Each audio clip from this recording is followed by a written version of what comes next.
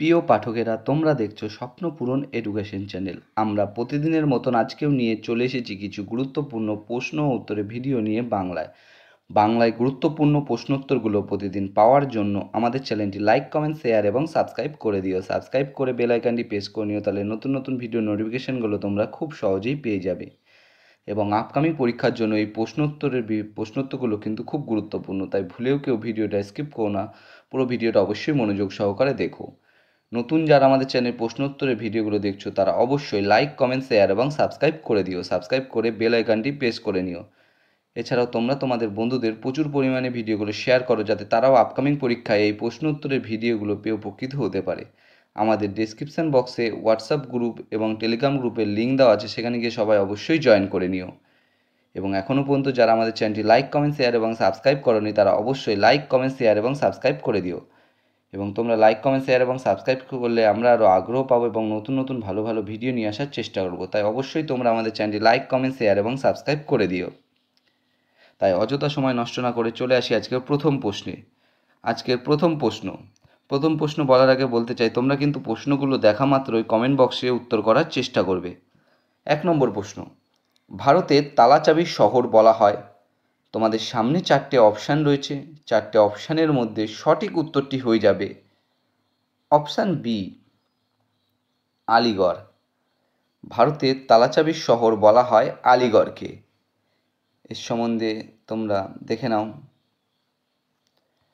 ভারতের তালাচাবির শহর বলা হয় উত্তরপ্রদেশ। তা আলিগড় কোথায় অবস্থিত? উত্তরপ্রদেশের আলিগড়কে। এই শহরটি তালা তৈরির জন্য বিখ্যাত এবং এখানে প্রচুর পরিমাণে তালা তৈরি হয় ও সরবরাহ করা হয়, তার জন্য একে তালাচাবির শহরও বলা হয়। পরবর্তী প্রশ্ন, 2 নম্বর প্রশ্ন, পৃথ্বীরাজ রস গ্রন্থটির কার লেখা? পৃথ্বীরাজ রস গ্রন্থটি কার লেখা? তোমাদের সামনে 4টে অপশান রয়েছে। 4টে অপশানের মধ্যে সঠিক উত্তরটি হয়ে যাবে অপশান এ, চাঁদ বরদৈ। পৃথ্বীরাজ রস গ্রন্থটি চাঁদ বরদৈয়ের লেখা। এর সম্বন্ধে গুরুত্বপূর্ণ তথ্য তোমরা দেখে নাও। পৃথ্বীরাজ রস একটি মহাকাব্য। এটি কিন্তু একটি মহাকাব্য, যা দ্বাদশ শতাব্দীর ভারতীয় রাজা পৃথ্বীরাজ চৌহানের জীবন ও যুদ্ধের ঘটনা নিয়ে লেখা হয়েছে। এটি চাঁদ বরদৈ রচনা করেন, যিনি পৃথ্বীরাজের দরবারে কবি ছিলেন। তিনি কিন্তু পৃথ্বীরাজের দরবারে কবি ছিলেন এবং এটি দ্বাদশ শতাব্দীতে রচিত হয়েছিল এবং এটি কিন্তু একটি মহাকাব্যও ছিল। পরবর্তী প্রশ্ন, 3 নম্বর প্রশ্ন, ফুলতারা কার ছদ্মনাম? তোমাদের সামনে 4টে অপশান রয়েছে।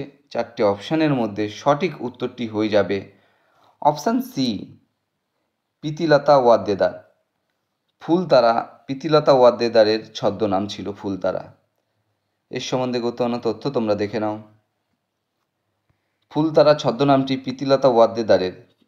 তিনি ছিলেন ব্রিটিশ বিরোধী স্বাধীনতা আন্দোলনের একজন বিপ্লবী মহিলা। তিনি কিন্তু ব্রিটিশ বিরোধী স্বাধীনতা আন্দোলনের একজন বিপ্লবী মহিলাও ছিলেন। পরবর্তী প্রশ্ন, 4 নম্বর প্রশ্ন, আজাদ হিন্দ ফৌজের নারী বাহিনীর নাম কী ছিল? তোমাদের সামনে 4টে অপশান রয়েছে। 4টে অপশানের মধ্যে সঠিক উত্তরটি হয়ে যাবে অপশান সি, ঝাঁসি বাহিনী। আজাদ হিন্দ ফৌজের নারী বাহিনীর নাম ছিল ঝাঁসি বাহিনী। এর সম্বন্ধে গুরুত্বপূর্ণ তথ্য তোমরা দেখে নাও। আজাদ হিন্দ ফৌজের নারী বাহিনীর নাম ছিল ঝাঁসি রানী রেজিমেন্ট।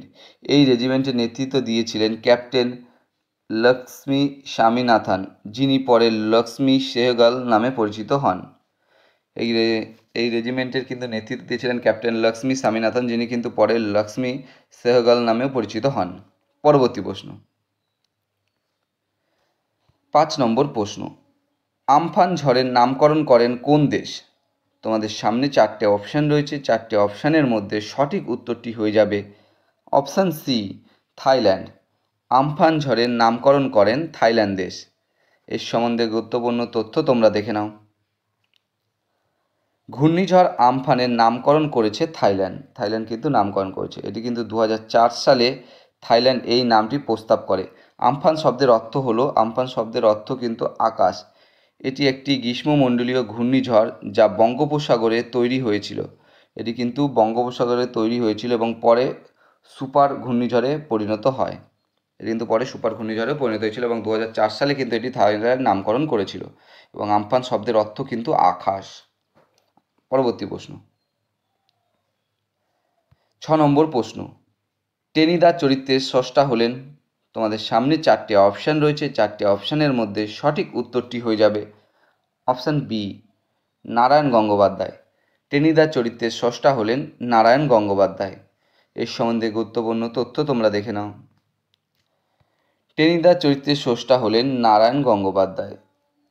তিনি নারায়ণ ছদ্মনামে লিখতেন। টেনিদা মূলত একটি জনপ্রিয় কাল্পনিক চরিত্র যা নারায়ণ গঙ্গোপাধ্যায় বাংলা কিশোর সাহিত্যে তৈরি করেছেন। পরবর্তী প্রশ্ন,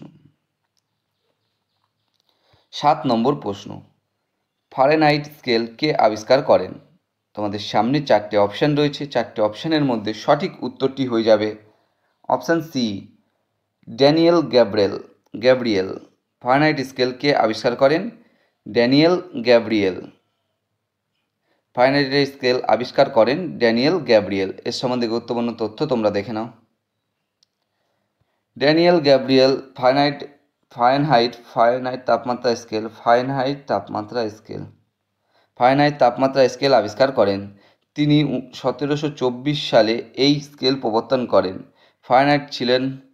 ফারেনহাইট ছিলেন একজন জার্মান পদার্থবিদ এবং যন্ত্র প্রস্তুতকারক। এটি কিন্তু 1724 সালে স্কেল প্রবর্তন করেছিলেন ড্যানিয়েল গ্যাব্রিয়েল। পরবর্তী প্রশ্ন, 8 নম্বর প্রশ্ন, তুঙ্গভদ্র অভয়ারণ্য ভারতের কোন রাজ্যে অবস্থিত? তোমাদের সামনে 4টে অপশান রয়েছে, 4টে অপশানের মধ্যে সঠিক উত্তরটি হয়ে যাবে অপশান বি, কর্ণাটক। তুঙ্গভদ্র অভয়ারণ্য ভারতের কর্ণাটক রাজ্যে অবস্থিত। এর সম্বন্ধে গুরুত্বপূর্ণ তথ্য তোমরা দেখে নাও। তুঙ্গভদ্র অভয়ারণ্যটি ভারতের কর্ণাটক রাজ্যে অবস্থিত। এটি কর্ণাটক রাজ্যের একটি গুরুত্বপূর্ণ বন্যপ্রাণী অভয়ারণ্য। এখানে বাঘ, চিতাবাঘ, হাতি, গৌড়, ভারতীয় বাইসন এবং অন্যান্য অনেক বন্যপ্রাণী দেখতে পাওয়া যায়। এই অভয়ারণ্যটি কিন্তু ভদ্রা নদীর তীরে অবস্থিত, যার কারণে এর নামকরণ হয়েছে। ভদ্রা নদীর তীরে অবস্থিত বলে এর নামটি হয়েছে তুঙ্গভদ্রা অভয়ারণ্য। পরবর্তী প্রশ্ন, 9 নম্বর প্রশ্ন, গ্রিন হাউস গ্যাসের প্রভাবের ফলে পৃথিবীর তাপমাত্রা কেমন হয়? তোমাদের সামনে 4টে অপশান রয়েছে, 4টে অপশানের মধ্যে সঠিক উত্তরটি হয়ে যাবে অপশান বি, বাড়ে। গ্রিন হাউস গ্যাসের প্রভাবের ফলে পৃথিবীর তাপমাত্রা বাড়ে। এর সম্বন্ধে গুরুত্বপূর্ণ তথ্য তোমরা দেখে নাও। গ্রিন হাউস গ্যাসের প্রভাবে পৃথিবীর তাপমাত্রা বৃদ্ধি পায়। কার্বন ডাই অক্সাইড, মিথেন এবং নাইট্রাস অক্সাইডের মতো গ্রিন হাউস গ্যাসগুলি সূর্যের তাপ আটকে রেখে পৃথিবীর তাপমাত্রা বাড়িয়ে দেয়।